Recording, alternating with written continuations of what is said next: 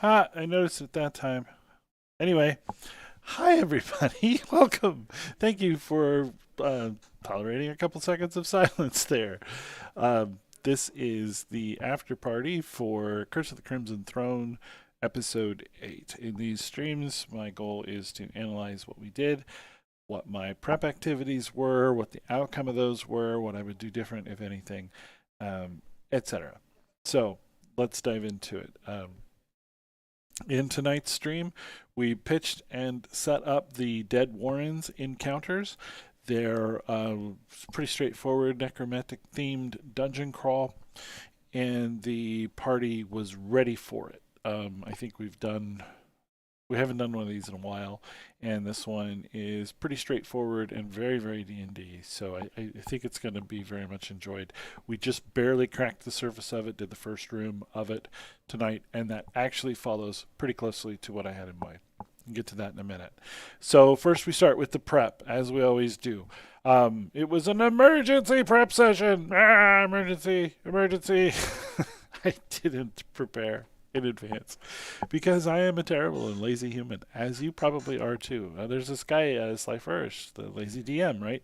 He knows us. He knows us to our souls. So, such as it is, right? Didn't prepare. However, a couple hours this afternoon, some quick and dirty conversions, ready to play. Also, I had a few narrative thoughts that I wove into the adventure, adding just a little bit of color. And this is a Paizo adventure, so you don't have to do that much. But I did a little just to make sure that the party doesn't necessarily feel like they're being led around by the nose, but has some agency and some ability to impact these events. I think it worked. I think that I think as we get to the payoff, as we conclude this first chapter, and again, this is just like the first chapter, or first section, chapter, whatever.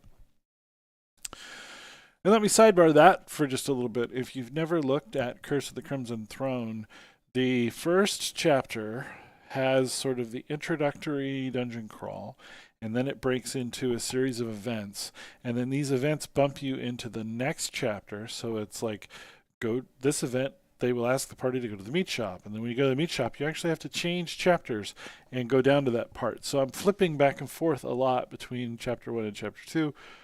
I don't like it. I would not have organized the book this way. It's freaking annoying, if you ask me. But hopefully we're about out of that. We'll see. But that's the source of my confusion there. So anyway, the Dead Warrens is one of the last dungeons, if not the last dungeon, in this section. There's a great big old party coming up, but I don't want to spoil anything per se. But that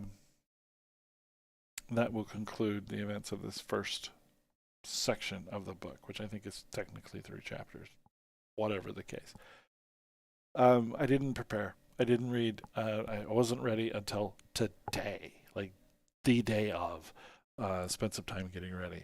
So I cut a few corners in the preparation too, and we didn't get as far as some of that prepared content. I probably do have time to go back and fix it if I want to. Not sure that I want to. I'll explain. So, I almost exclusively did 1-for-1 conversions. I do have access to all of the D&D Beyond material, and almost all of it is unlockable in Fantasy Grounds, etc.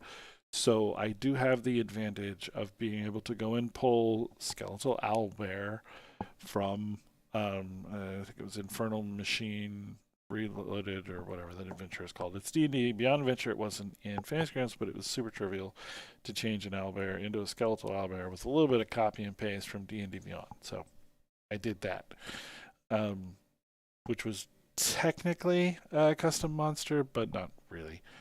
So most of everything else was 1-for-1. I pulled a few items out while doing the conversions. I'm like, this is a whole bunch of conversion work I have to do, and I don't have a lot of time to do it. Is this item really going to be important enough for me to do that?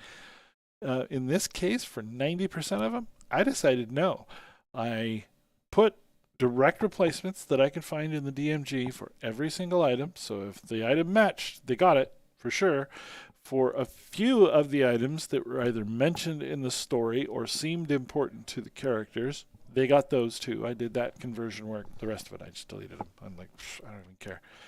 Well, and there were a few items that were unimportant but were easy to convert. There's a ring of swimming, which I have no idea if this is relevant or not. I should be a better dungeon master and be better read and better prepared, but I'm winging it. And that's good because you guys should get some more learning events this way. But as it is, I have no idea if that item's going to be necessary. It provides a flat +5 to swim checks, so I just changed that to athletics swim. Oh, excuse me. I don't know. No idea. It's not a very 5e item, but it doesn't ruin anything, and that conversion was simple enough and done. So, pins. Again, in section 4, Fantasy Ground section 4, whatever chapter that actually is in the book, a missing body leads into 5.03, the Dead Warrens, and so anyway, I prepped all of that. There's Shoanti, almost Native American spiritualist shaman who comes to the party and needs them to retrieve a body because it's part of their ritual. The body gets burned. And rather than just play that as I had everything else, Cressida says, hey, come to my office. Hey, come and do this job. I did a little more in media res. So, and I can talk about what I plan to do, but yeah, let me run through the pins list first so we can talk about the conversion work and the actual mechanicals first. So Skeletal Owlbear came from the Infernal Machine rebuild. I pulled Darrow directly out of Multiverse. I did the magical ring. I did a silver dagger. I did a magic wand. Whoops. Control Z. Mostly the only reason I did this silver dagger, I don't think there's a significant need for the party to have silver items. But remember the silver dagger last week? I did one this week just to harken back to that last one. It's a red herring. This one is actually just an ordinary plain old silver dagger, but it's fine. There are Sturges. These Necrophidius creatures, I used a Clockwork Iron Cobra. They're not exactly one-to-one. The Iron Cobras are probably stronger, but the effects are very similar. They're snake-like, and I'm reskinning them according to the story with the skeletal stuff. So instead of having 2 abilities, they have 1 ability on a d6 with a random effect. It's very similar. I think it'll play fine. Acid Spraying Skull's Trap was pretty easy to convert. I just gave him the cantrip. For the Carrion Golem, I didn't have one. I used a Reduced Threat Flesh Golem.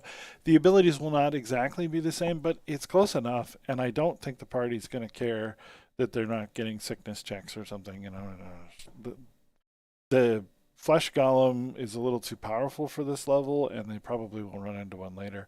So I don't want to throw that at them, but this reduced threat version, it fits. And it should be thematic on point, pretty easy. For Cabbage Head, he's a Ogrekin fighter. I did this Ogre Chain Brute who's got a lot of chain abilities, and I thought about renaming all the abilities, and I'm like, you know what? There's probably chains in the room. Screw it. He's going to swing chains at them. They didn't run into him tonight, but from a conversion point of view, I'm like, it's fine. Again, a little bit pressed for time. Already kind of cutting corners towards the end of this, so I made that decision in that light, but I really do think it will work. We shall see. I used the Darrow Savant for Vrieg. Vrieg is a necromancer. He's a wizard in the book. The Darrow Savant is a sorcerer, so I deleted his spellbook. I don't think it matters. If I had a straight wizard caster that was going around collecting spellbooks, I might feel a little bit guilty about that, but we don't have that. So we're good in this particular one. For the Robe of Bones, this is like a robe of many items. You peel off and throw out your summons. I'm going to have Vrieg use that. It's going to change the action economy and counterbalance dynamically as we go. And he's got ogre zombies on there and stuff. So I decided to make a copy of this magic item. There aren't really any rules. So from a conversion perspective, you summon X number of things. Didn't need a lot of conversion. But I made a copy of the item anyway so that I can sort of edit it on the fly and track what gets used. Because it's going to use several of them in the fight. So whatever they get when they kill him, there's going to be a reduced number. In this case, there were several monsters that I did not have direct conversions for, and I just removed them. Let's just assume that Vrieg has used these patches already in the past. So anyway, what did I think was going to happen? Well, so Elkaris is this sort of nameless, pointless NPC that knows where the body is that's necessary for this whole Dead Warrens adventure. And I wanted to add a little life and contour and texture to the world by having him get drug in. So the party was doing a hey, let's be the party thing.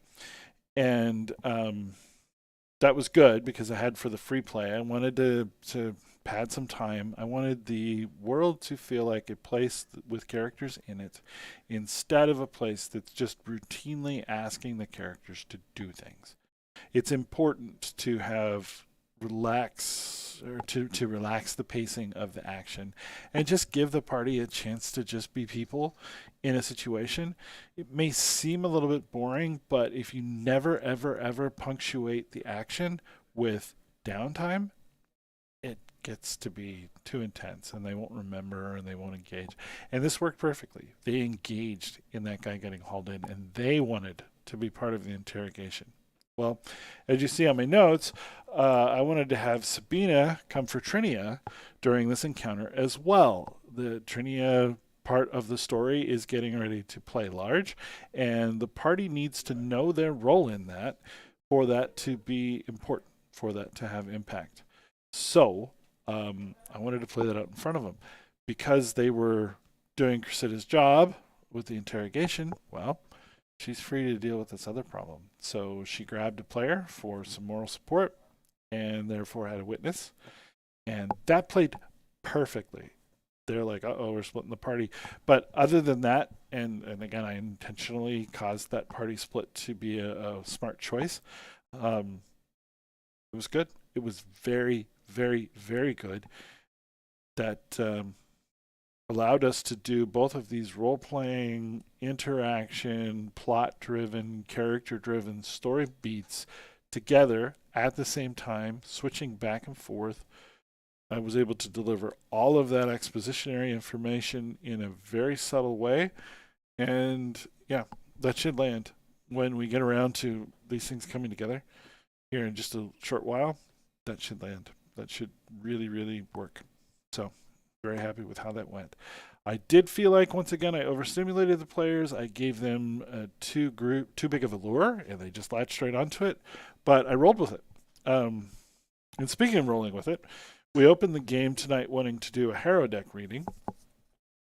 I had not done any preparation for this, and I wish that I had, because that was rough. If you listen to the stream, a lot of dead air, and I hate that. But in general, I could have shut that down, or I could have done vagaries. I just started making shit up, as DMs are wont to do. But it worked. As you can see from the stream, players were engaged. To pull some pressure off of myself, I started throwing other things in the middle of that. Again, like there's a world going on around them, but this serves my purposes because like I'm one guy and they know it. So they get to talk about something else while I'm trying to sort of think about parallel process what's going on in this other situation. It worked. It worked. So in general, yeah, I thought that would work. What actually happened tonight, pretty much as planned. Oops. Planned. Started Dead Warrens.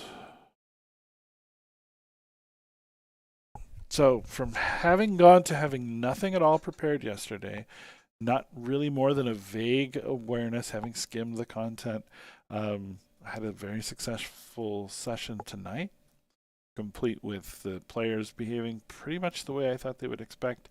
Lots of different people having opportunities to interact with the story and deep ties, links into what's going on next. Oh, and in the Harrow reading, I used basically every card that they pulled to give premonitions of the adventure that's getting ready to happen. Probably 2 weeks. So it was a good night. From a DM perspective, from a Bob perspective, it was a good night. Goals were accomplished. People saw things that they should see. People did things that I wanted them to do. The participation was there, the engagement was there, the story beats all landed. Good night. And again, like, I didn't prepare. I was seriously thinking, oh, maybe I should cancel. No, not that one. I'm loath to do that. But that thought did creep into my head, that doubt, that fear. And, just knuckle down, give it a couple of hours, hour and a half, 2 hours, throw something together. It was enough. It's good. So that's my advice to other dungeon masters out there. Just lean into your skills, rely on your craft, do the things that we've talked about in terms of foreshadowing and adding for time and giving yourself room to think, gauging people, switching between the different people. If you have the opportunity to attend my Dungeon Master class, we go into all this into depth. But the point is, if you lean into those skills and rely on them, they will save your butt. Like they did save my butt tonight. So that's the recap for session 8. I hope to see you all around for session 9. Once again, if I can help you in any way, please reach out and ask. Otherwise, enjoy your games. Think, rethink, play. All that. Have a good night, guys.